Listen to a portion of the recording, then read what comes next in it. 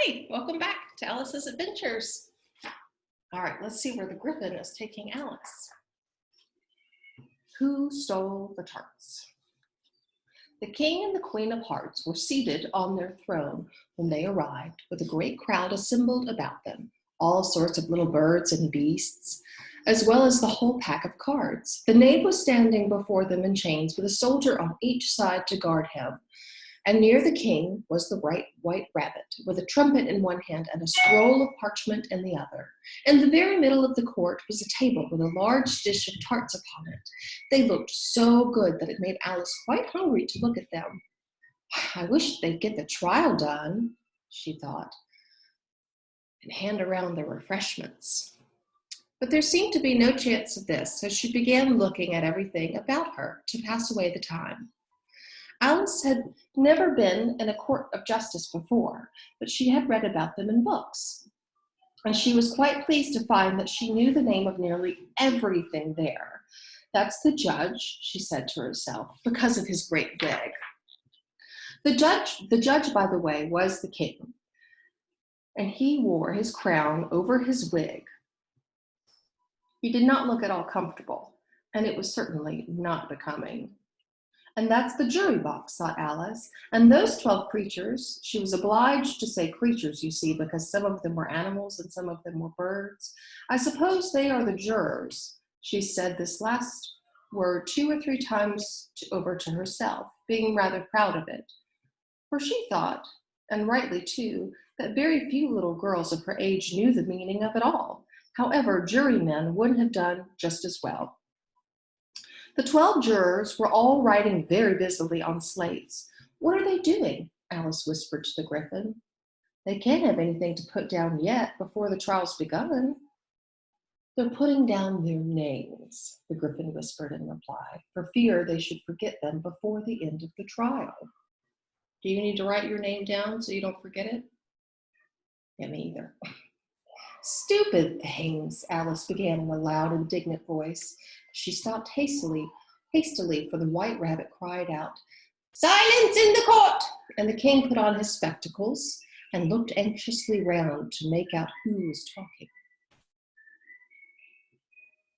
Alice could see, as well as if she were looking over their shoulders, that all the jurors were writing down stupid things on their slates. And she could even make out that one of them didn't know how to spell stupid, and that he had to ask his neighbor to tell him. A nice muddle their slates will be and before the trial's over, thought Alice. One of the jurors had a pencil that squeaked. This, of course, Alice could not stand. And she went around the court and got behind him and very soon got an opportunity of taking it away. She did it so quickly that the poor little juror, it was Bill the Lizard, could not make out at all what had become of it. So after hunting all about for it, he was obliged to write with one finger for the rest of the day. And this was of very little use, as it left no mark on the slate. "Harold, read the accusation," said the king. On this, the white rabbit blew 3 blasts on the trumpet, and then unrolled the parchment scroll, and read as follows. "The Queen of Hearts, she made some tarts all on a summer day. The knave of hearts, he stole those tarts, and took them quite away. Consider your verdict," the king said to the jury. Not yet, the rabbit hastily interrupted. "There's a great deal to come before that." "Call the first witness," said the king, and the white rabbit blew 3 blasts on the trumpet and called out, "First witness!" The first witness was the Hatter. He came in with a teacup in one hand and a piece of bread and butter in the other. "I beg your pardon, your majesty," he began, "for bringing these things in, but I hadn't quite finished my tea when I was sent for." "You ought to have finished," said the king. "When did you begin?" The Hatter looked at the March Hare, who had followed him into the court, arm in arm with the Dormouse. 14th of March, I think," he said. 15th, 16th, said the Dormouse. "Write that down," the king said to the jury, and the jury eagerly wrote down all 3 dates on their slates, and then added them up and reduced the answer to shillings and pence. Take off your hat, the king said to the Hatter. It isn't mine, said the Hatter.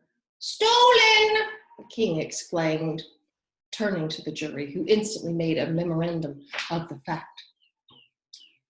I keep them to sell, the Hatter added as an explanation. I've none of my own, I'm a hatter.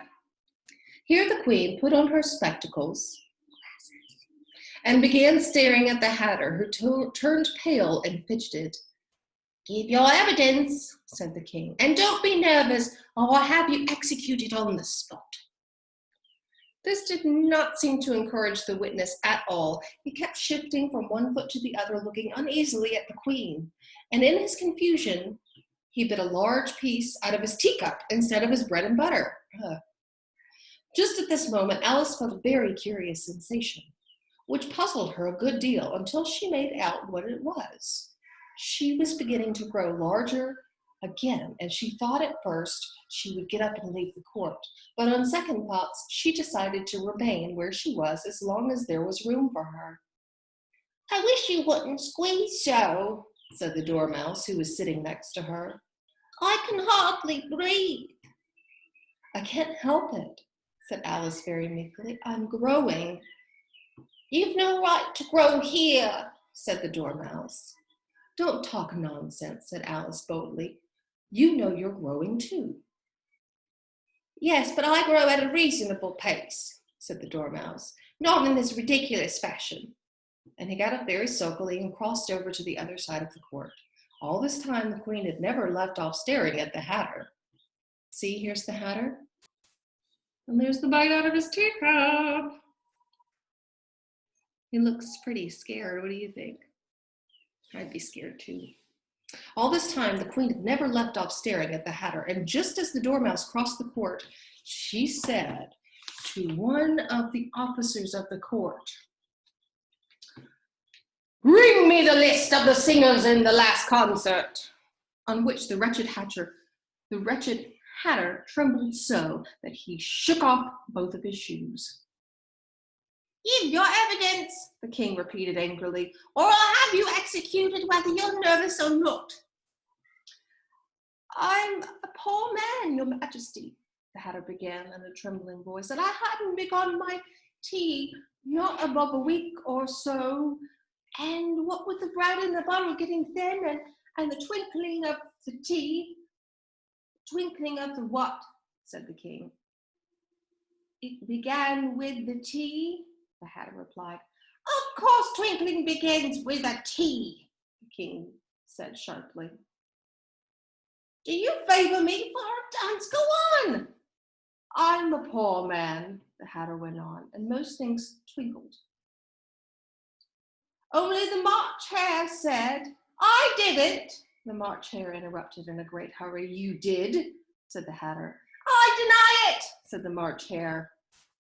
He denies it, said the king. Leave out that part. Well, at any rate, the Dormouse said. But the Dormouse denied nothing, being fast asleep. After that, continued the Hatter, I cut some more bread and butter. But what did the Dormouse say? The jury asked. That I can't remember. You must remember, remarked the king, or I'll have you executed. The miserable Hatter dropped his teacup and bread and butter, went down on one knee. I'm a poor man, your majesty, he began. You're a very poor speaker, said the king. Here one of the guinea pigs cheered and was immediately suppressed by the officers of the court. And that is a rather hard word. I will just explain to you how it is done. They had a large canvas bag which tied up at the mouth with strings. Into this they slipped the guinea pig head first and then sat upon it. I'm glad I've seen that done, thought Alice. I've so often read in the newspaper at the end of trials that there was some attempt at applause which was immediately suppressed by the officers of the court. I never understood what it meant till now. If that's all you know about it, you may stand down. I can't go any lower, said the Hatter. I'm on the floor as it is. Then you may sit down, the king replied. Here the other guinea pig cheered and was suppressed. Come, that finishes the guinea pigs, thought Alice. Now we shall get on better. I'd rather finish my tea, said the Hatter with an anxious look at the Queen, who was reading the list of singers. You may go on, said the King, and the Hatter hurriedly left the court without even waiting to put on his shoes.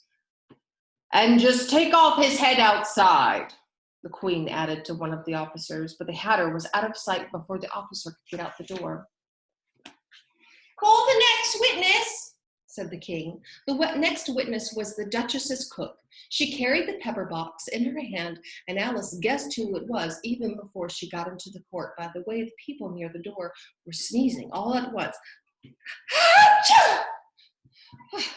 Give your evidence, said the King. Shan't, said the cook. The King looked anxiously at the White Rabbit, who said in a low voice, Your Majesty must cross-examine this witness. Well, if I must, I must, the King said with a melancholy air, and after folding his arms and frowning at the cook till his eyes were nearly out of sight, he said in a deep voice, What are the tarts made of? Pepper mostly, said the cook. Treacle, said the sleepy voice behind her. Collar that dormouse, the Queen shrieked out. Behead that dormouse, turn the dormouse out of court, suppress him, pinch him, off with his whiskers. For some minutes now, the whole court was in confusion, getting the dormouse turned out, and by the time they had settled down again, the cook had disappeared. Never mind, said the King, with a great air of relief. Call the next witness. And he added in an undertone to the Queen, Really, my dear, you must cross-examine the next witness. It quite makes my forehead ache. Alice watched the White Rabbit as he fumbled over this, feeling very curious to see what the next witness would be like. But they haven't had much evidence yet, she thought to herself. Imagine her surprise when the White Rabbit read out at the top of his shrill little voice the name, Alice! It's her. How do you think that will go over? Does she even have anything to say? Well, we'll have to find out next time. Now, for your surprise, I promised you. Remember when we were talking about the mock turtle and the griffin? Well, I don't have a griffin, but I do have my great friend Tortellina. Tortellina, say hello. Tortellina is a red-footed tortoise. She is still super young, and she loves to eat strawberries. You want one? Yeah? Yeah? She's a little camera shy. Hello, Tortellina. She's still very young, and she likes it when you sing to her. Yes. All right. Can you say goodbye, Tortellina? Goodbye.